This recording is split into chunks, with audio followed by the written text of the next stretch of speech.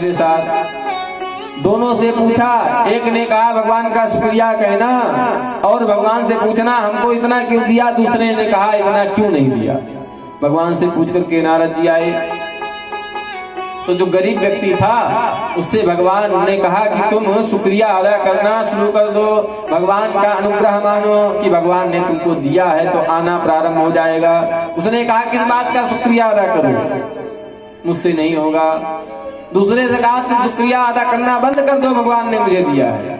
उसने कहा कैसे बंद कर दूं, इतना जो दिया है।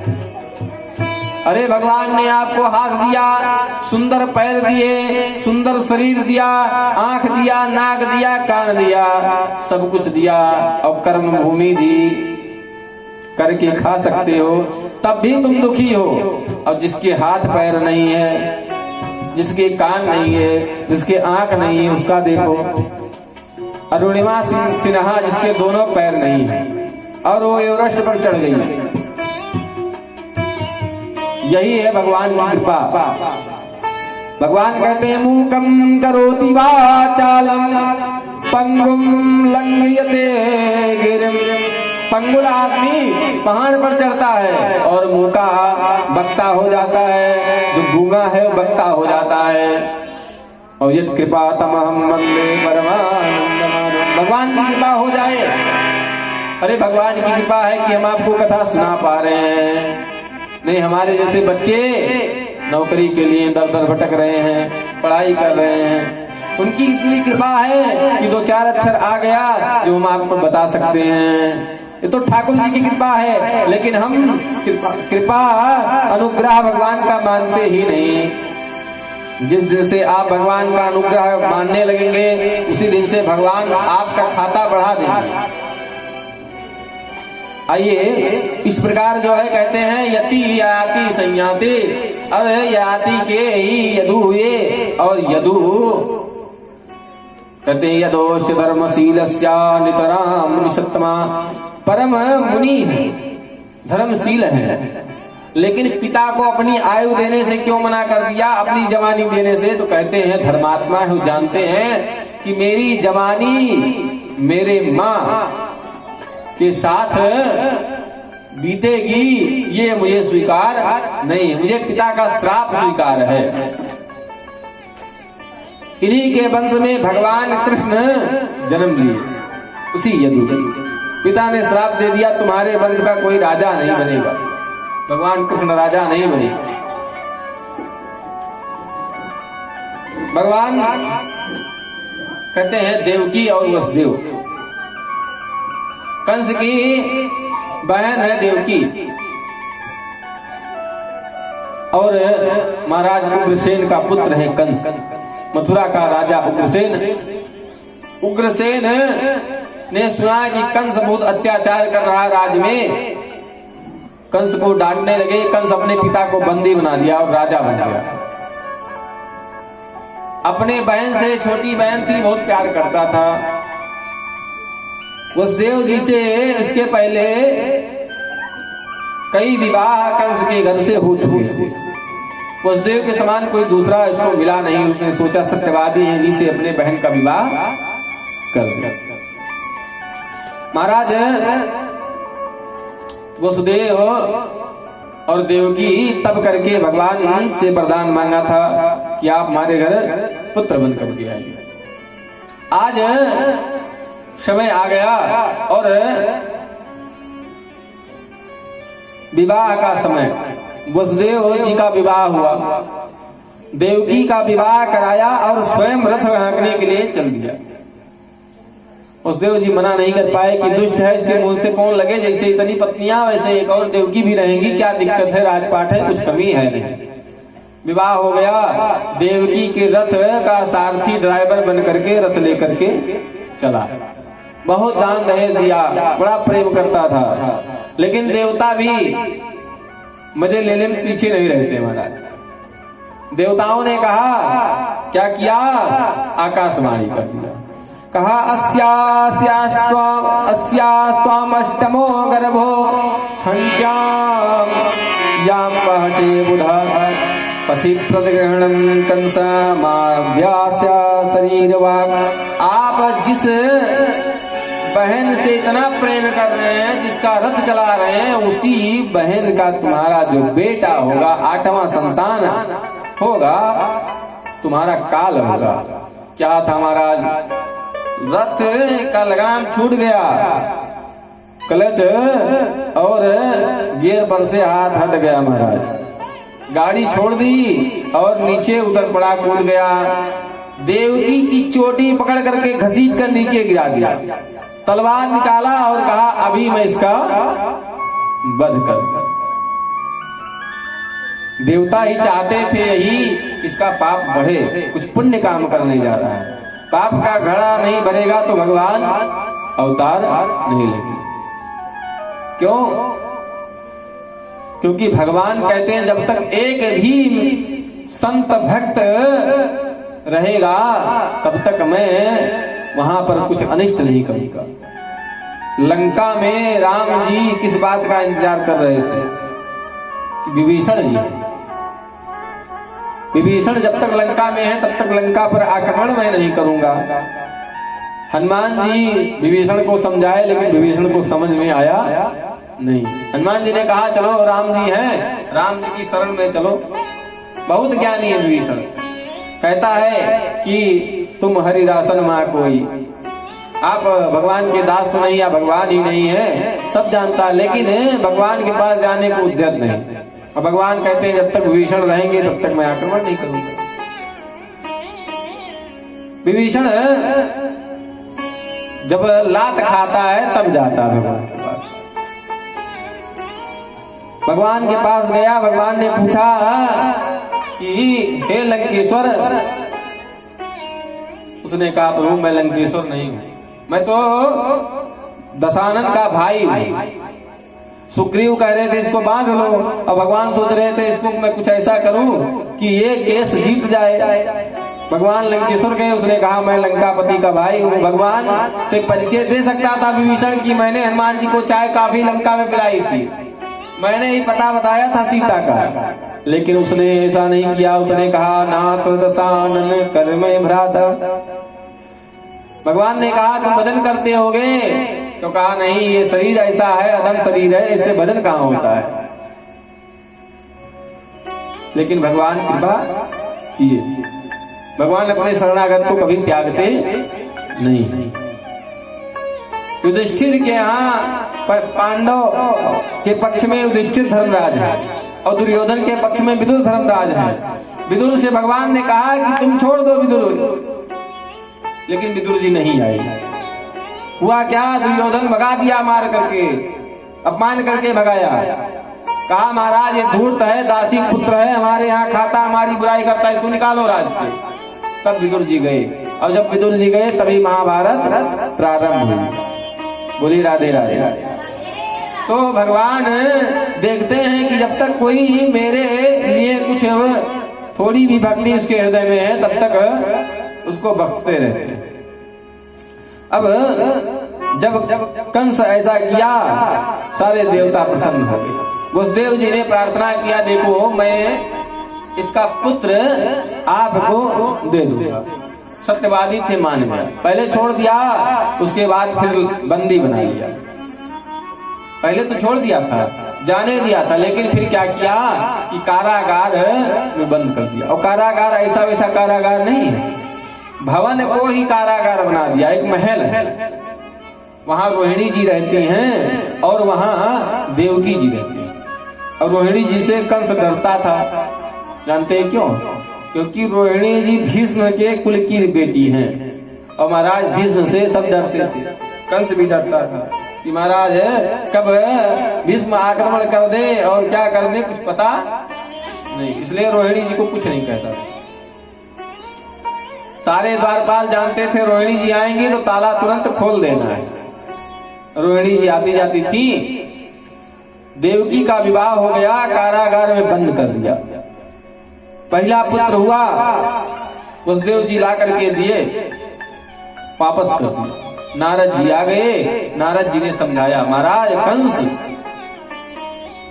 कमल का फूल दिया। कहा महाराज इसमें गिरो 8वीं पंखुड़ी कौन है? उसमें 8 थी, गिनने लगा।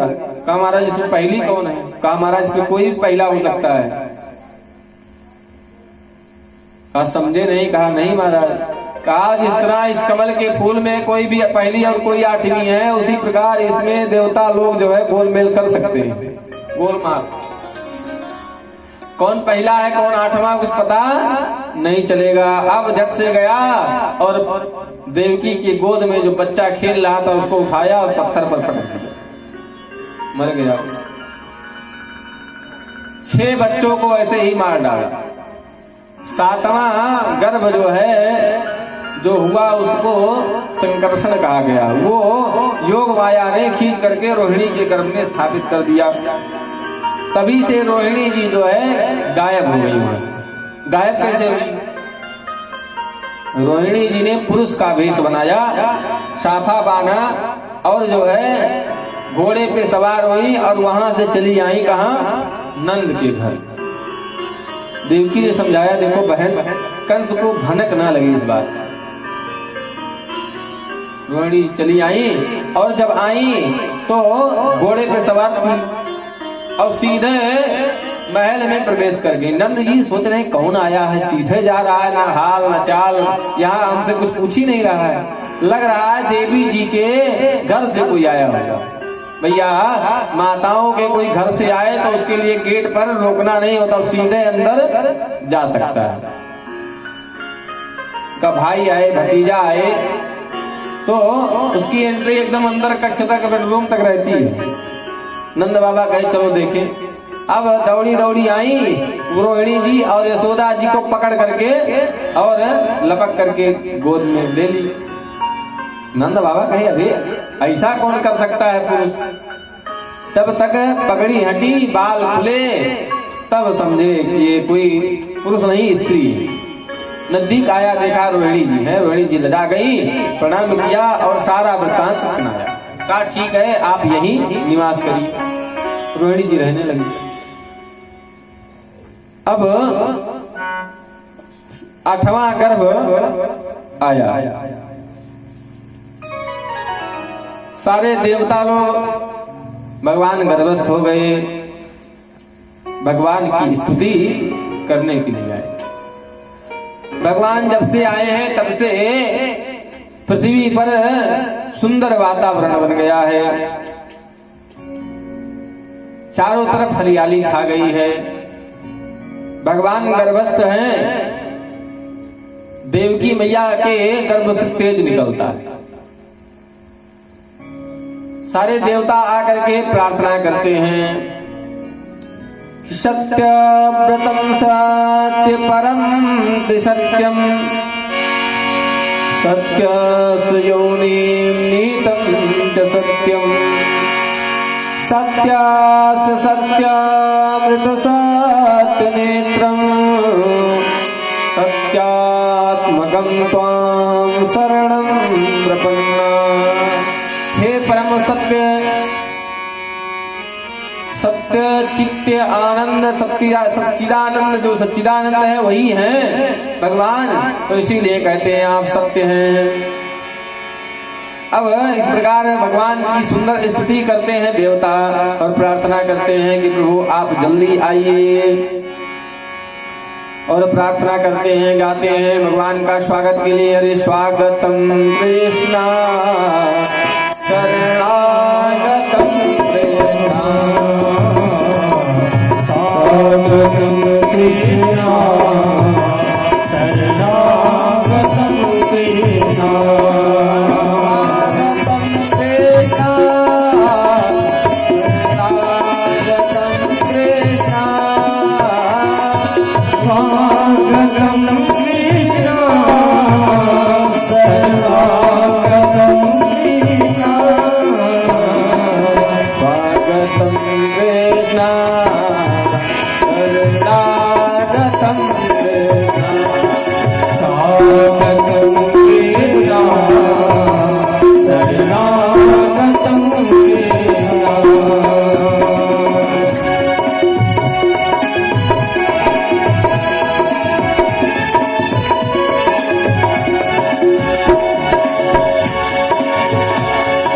स्वागतम स्वागतं कृष्ण स्वागतं सुस्वागतं आगतं कृष्ण स्वागतं सुस्वागतं शरणागतं कृष्ण स्वागतं सुस्वागतं शरणागतं कृष्ण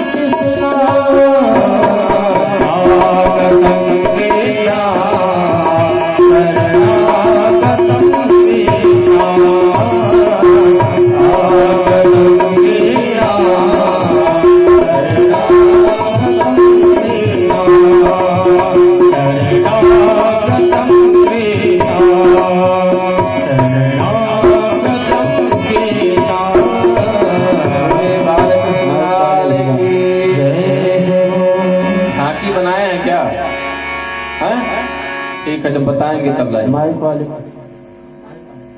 माइक वाले भैया कहाँ गए? भगवान इधर गर्भस्थ हुए और उधर जानते हैं क्या हुआ? गोकुल में नंद बाबा के श्री शेष भगवान ने जन्म ले लिया। बलराम भगवान बलराम के रूप में जन्म लेते हैं, लेकिन जिस प्रकार मांस का टुकड़ा हो, न हिलता हो, न डुलता हो, न हंसता हो, न बोलता हो, उसी प्रकार वो मट्टी के जैसे पड़े रहते हैं। क्यों? क्योंकि बलराम जी भगवान के बगैर कभी रहते नहीं। शेषनाग भगवान हमेशा भगवान के साथ ही रहते हैं। आज बिछो हो गया है साल भर का, तो तपस्या कर रहे हैं भगवान को पाने के लिए। जब नाचते बोलते नहीं है तो रोहिणी जी बड़ी उदास रहती है। इधर हुआ क्या कि महाराज अब समय बीतता गया, 9वां महीना आया, 9 महीना बीत चुका है। सुंदर भाद्रपद का मास आया और अष्टमी तिथि आई। पिछली बार भगवान शुक्ल पक्ष में लिए थे जन्म, इस बार कृष्ण पक्ष आया। पिछली बार भगवान जन्म लिए थे अभिजित नक्षत्र में, इस बार रोहिणी नक्षत्र आया। अष्टमी तिथि आए, रात्रि कालीन बेला आए और महाराज सुंदर मंद सुगंध हवा बहने लगी। और वहां रात में 12 बजे बरसात हुई थी और यहाँ भगवान 6 बजे करा दिए। बोले राधे राधे। यज्ञ में अगर बरसात ना हो तो लोग इंतजार करते हैं, अगर बरसात हो जाए तो शुभ मानते हैं। तो इसलिए शुभ तो हो ही गया है। मंद मंद सुगंध हवा बहने लगी प्यारे, और सुंदर शीतल मंद मंद हवा के साथ दिव्य मंद मंद बूंदी गिरने लगी। भगवान ने जन्म लेना चाहा, लेकिन भगवान सोचे कि वसुदेव जी और देवकी जी पहचानेंगे कैसे कि मैं भगवान हूं। राम जी आए थे तो राम जी गुप्त रखे थे कि मैं भगवान हूं। बता तो दिया था पहले जब भय प्रकट कृपाला दीन दयाला, लेकिन उसके बाद भगवान ने कभी नहीं कहा कि मैं भगवान हूं।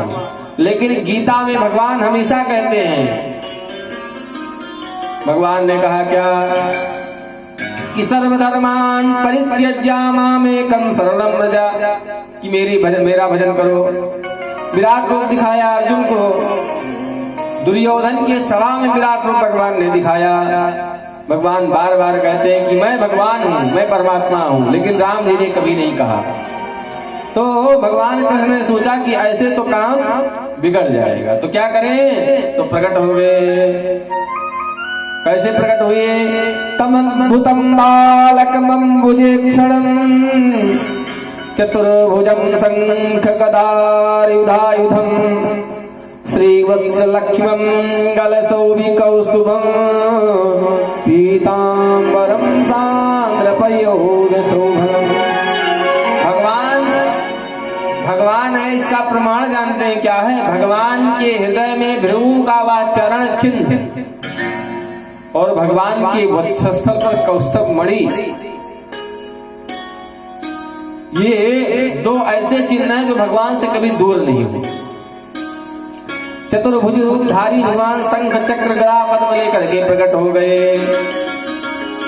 श्री वत्स लक्ष्मण गले में कौस्तुभ मणि है भगवान की, मणिया पीताम्बर धारी है भगवान।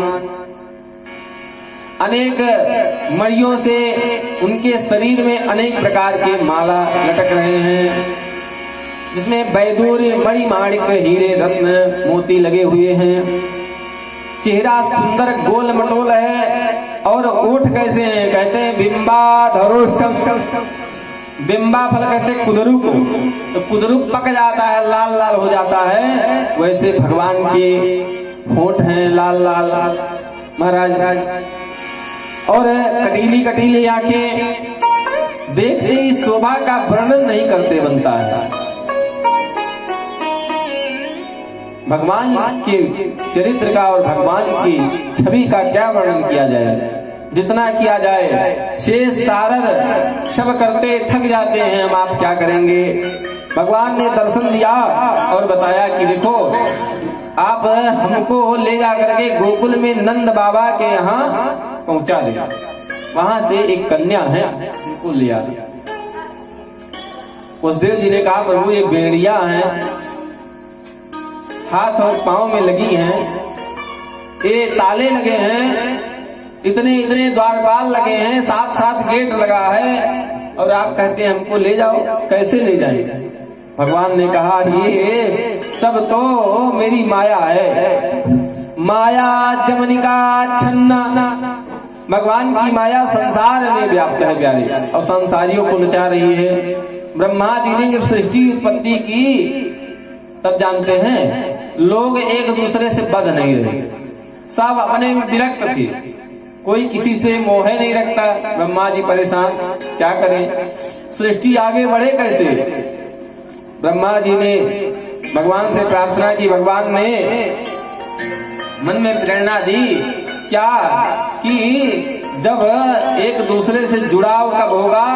जब कहीं गुण होगा और कहीं दोष होगा। जड़ चेतन गुण दोषमय विश्व कीन करता। प्यारे जब गुण और दोष उत्पन्न हुआ तो एक दूसरे से लोग जुड़ गए। इस प्रकार भगवान की माया बड़ी बलवती है, सारे संसार को नचा रही है। अरे जग को रही नचाय हरि माया जादूगर ने, जग को रही नचाय